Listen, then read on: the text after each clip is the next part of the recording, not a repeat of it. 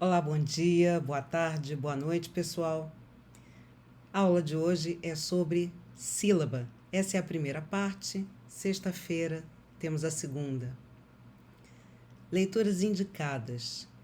Câmara Júnior, Estrutura da Língua Portuguesa, as estruturas da sílaba em português, capítulo 4. Essa leitura é para a aula de sexta-feira. Para essa quarta-feira, Leda Bisol, Introdução a Estudos de Fonologia do Português Brasileiro, a Sílaba em Português, capítulo 3. E Maria João Freitas e Ana Lúcia Santos, Contar histórias de sílabas, descrição e implicações para o ensino do português como língua materna, esse intervalo de páginas indicado.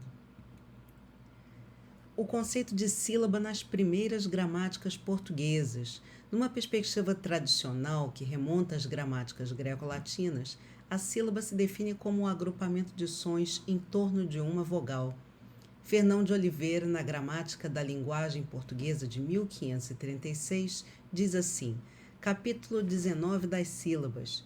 Sílaba, dizem os gramáticos, é vocábulo grego e quer dizer ajuntamento de letras, mas nos deixar da interpretação do vocábulo, seja cujo for, podemos dizer que sílaba é uma só voz, formado com letra ou letras, a qual pode significar por si ou ser parte de dicção, e assim as vogais, ainda que sejam em ditongo, podem formar sílaba sem outra ajuda, e as consoantes não, se não misturadas com as vogais. João de Barros, Gramática da Língua Portuguesa, 1540. Sílaba é uma das 4 partes da nossa gramática que corresponde à prosódia, que quer dizer acento e canto, a qual sílaba é ajuntamento de uma vogal com uma e duas e às vezes 3 consoantes que juntamente fazem uma só voz. Vejam que é outro conceito de prosódia, não é? Estamos falando aí de 1540. A descrição da sílaba na fonologia portuguesa, como a sílaba foi sendo incorporada dentro dos estudos fonológicos. Na fonologia estrutural, que é a primeira corrente de estudos fonológicos que nós temos, né? A primeira corrente gramatical estruturalismo, de estudo da gramática, já dentro da linguística como ciência, não é? A sílaba é uma divisão espontânea e profundamente sentida na segunda articulação. Lembrem que falamos da dupla articulação da linguagem. Se quiserem, voltem algumas aulas. Se não me engano, não na primeira, né? Mas, enfim, em alguma delas há apontamentos sobre a dupla articulação da linguagem. Os seus tipos de estrutura marcam caracteristicamente as línguas. Não é, a bem dizer, o fonema, mas a sílaba que é a estrutura fonêmica elementar. No entanto, essa estrutura fonêmica elementar não é descrita a contento ainda no estruturalismo, né? O modelo gerativo de Chomsky-Halley, em 1968, preconiza que a sílaba, aliás, nesse modelo, a sílaba era tratada como um traço, o traço mais silábico que era atribuído a um segmento. Esse tipo de análise, no entanto, era insuficiente, não conseguia dar conta de diversos fenômenos relativos à sílaba. Depois, na fonologia métrica, Goldsmith, 1976, e na fonologia autossegmental, Lieberman, em Praxe, 77, Reis, em 92, incorporam a sílaba à teoria. Na teoria autossegmental métrica, a sílaba adquiriu status fonológico, sendo integrada a uma estrutura constituída de vários níveis e hierarquizados entre si. E que níveis são esses? Vejam só. A sequência sonora da fala é organizada hierarquicamente em domínios prosódicos. Daí a abordagem teórico-metodológica ter recebido o apelido, a alcunha de teoria da hierarquia prosódica. Então vejam os níveis do mais baixo para o mais alto na representação. A sílaba, no nível mais baixo, o pé métrico, a palavra fonológica, o grupo clítico, o sintagma fonológico, o sintagma entoacional e o enunciado fonológico, e a sílaba incorporada em toda essa hierarquia.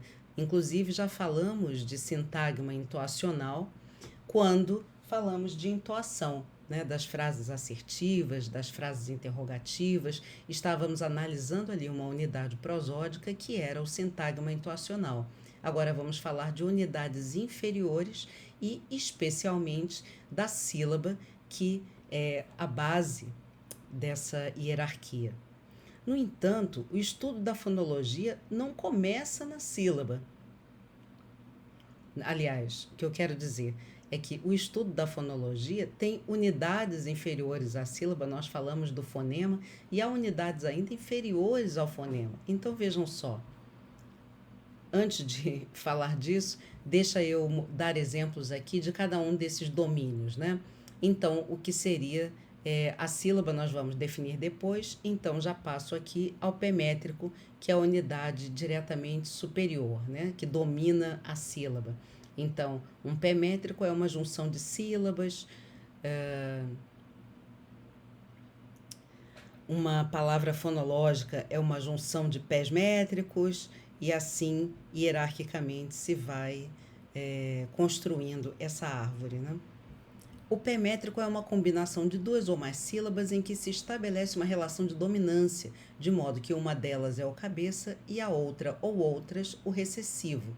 Então, borboleta, nós temos aí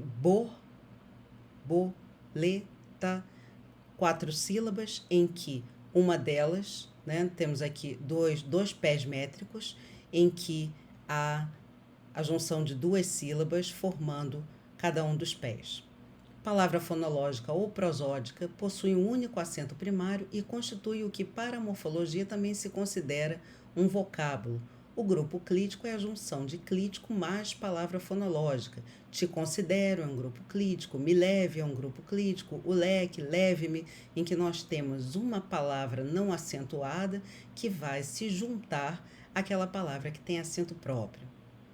Frase fonológica tanto pode ser constituída de uma locução, a casa, quanto apenas de uma palavra fonológica, casa.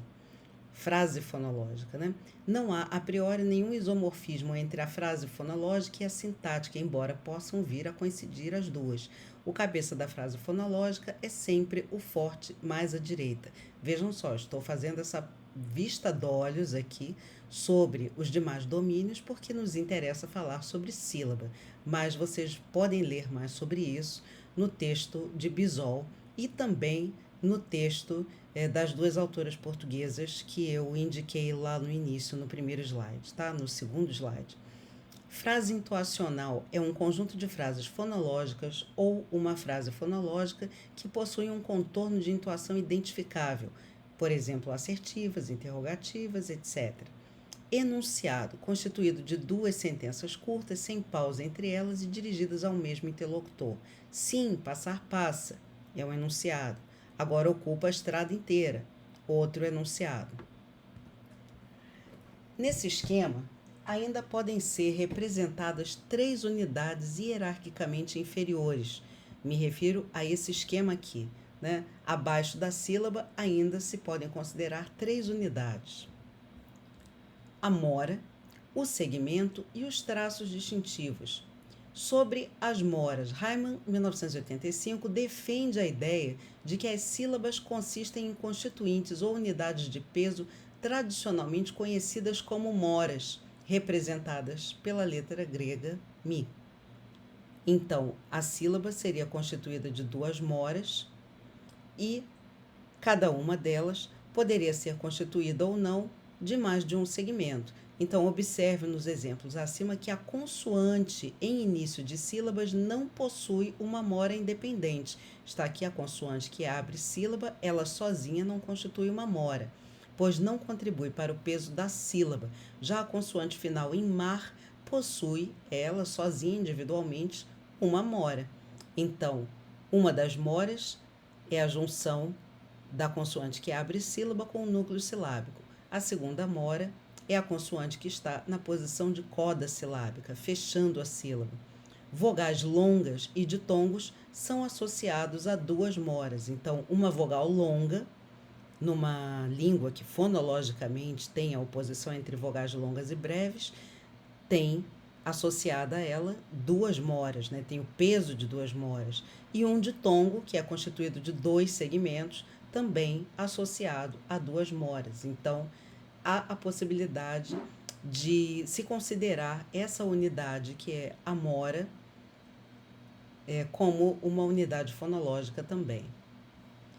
E aqui eu pus apenas para vocês terem uma ideia da composição de uma consoante em traços distintivos. Vejam que tem uma série de traços hierarquizados, né? O nó raiz, o nó laríngeo, o nó da cavidade oral, o nó de ponto de consoante, né?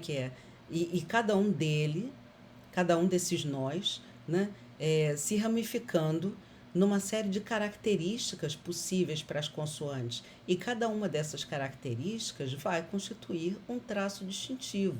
Então, as consoantes são formadas, na verdade, por uma série de traços, vamos falar disso mais adiante.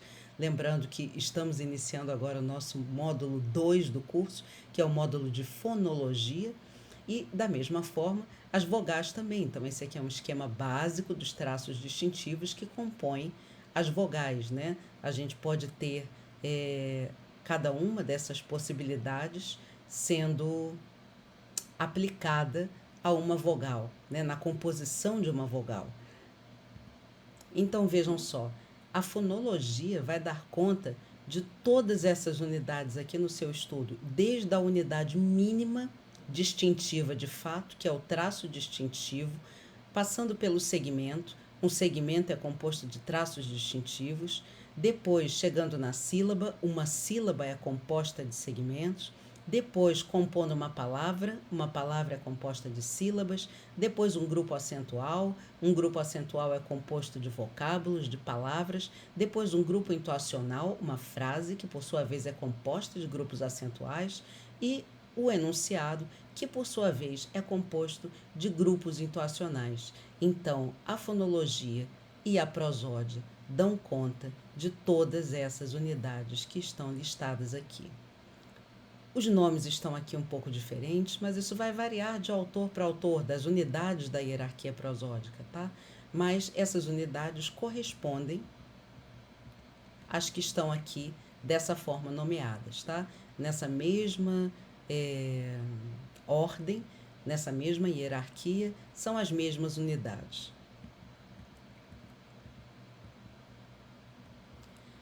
Então, enfim, no que consiste uma sílaba? Uma sílaba consiste em um ataque e em uma rima. A rima, por sua vez, consiste em um núcleo e em uma coda. Qualquer categoria, exceto o núcleo, pode ser vazia. Então, temos aqui o ataque, o início da sílaba, onde há uma força expiratória ainda crescente, até se chegar no ápice da sílaba, que é o núcleo, que por sua vez faz parte da rima, junto com a coda, que pode estar preenchida ou não, assim como o ataque, e geralmente no português por uma consoante, né? Então temos aqui uma consoante na posição de coda, uma consoante na posição de ataque, mas esse preenchimento, essas regras de preenchimento, serão objeto da parte 2 do estudo da sílaba, dos padrões silábicos do português. Então, em suma, a sílaba é constituída por unidades de um nível gramatical inferior, que são os segmentos, agrupados de forma não aleatória. O modo como os segmentos se organizam dentro das sílabas faz com que reconheçamos uma determinada sequência segmental como uma palavra possível dentro de um dado sistema linguístico. Então, considerem aí o exemplo A, parst. Sabemos que esse exemplo não pode constituir uma palavra do português porque temos aqui à direita da vogal 3 segmentos consonantais. Então, não reconhecemos isso como uma palavra possível no português, porque não lembramos de nenhuma outra palavra em português a qual possamos atribuir uma significação e, por isso, vamos dizer que é uma palavra do português que tenha, em posição de coda, 3 segmentos. Da mesma forma, na letra B, eu não consigo sequer atribuir uma pronúncia para essas três consoantes aqui juntas, representando 3 segmentos, essas 3 letras, representando 3 segmentos consonantais. Por quê? Não temos em português uma sílaba sem vogal.